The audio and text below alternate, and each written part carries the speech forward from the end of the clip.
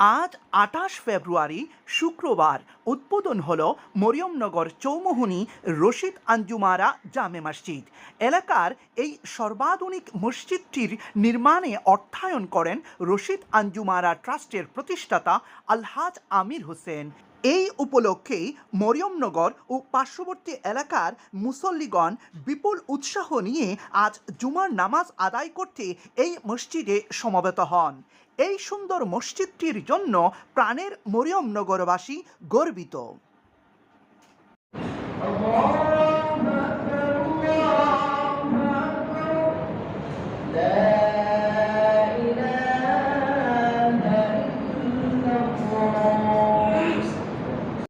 আল্লামা আব্দুর রহমান সুবুরি রহমাতুল্লাহ আলাইহি বলছেন, এক বুজুর্গ ব্যক্তি তিনি স্বপ্নের মধ্যে জান্নাত দেখতে পেয়েছেন। সুবহানাল্লাহ।